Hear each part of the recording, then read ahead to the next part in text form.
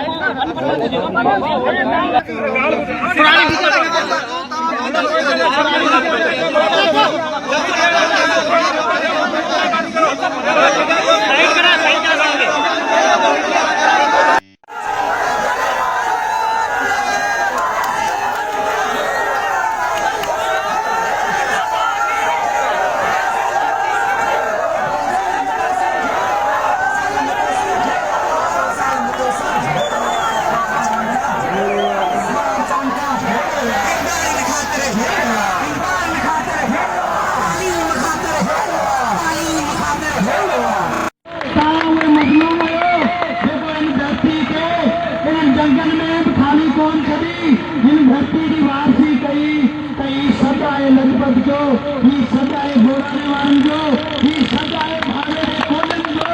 बिना सियासत के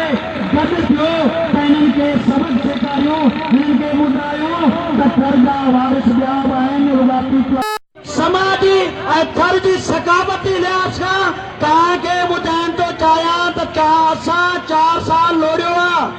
असा इनके कूड़न वादन ते भी पंहिंजी तारीख़ी जदोजहद के दाद लगायो उन्हें का पोइ असीं रोडन ते धक्का पिया खायूं इन लाइ तव्हां सभु हिकु थियो बिना सियासत जे बिना मज़हब जे बिना मतलब जे जेकॾहिं असां हिकु थी वेंदा थी त लाड़काने खां बि वधीक असां हिननि खे जवाब ॾेई सघूं था तव्हां सभिनी खे जज़्बे ऐं तफ़सील में तो नथो वञा तव्हांखे क्लियर थो ॿुधाइणु चाहियां त 13 ब्लॉक आहिनि कोल जा ऐं हिकु ब्लॉक जो पाणी असां ॾे उछलायो थो वञे जेको ब्लॉकनि खां परे आहियूं 40 किलोमीटर असीं ब्लॉक 2 खां परे आहियूं अञा ब्लॉक 1 स्टार्ट थियो आहे उन इलाइक़ा पॉलिसी न आहे त उनजो पाणी कंहिंजे मथे में हणंदा सुभाणे वरी बि गोराणो ॿियो ठहंदो इहो ज़हन में रखो अञा 13 ब्लॉक आहिनि ॿिनि जी प्लानिंग उन्हनि जे कागज़नि में आई आहे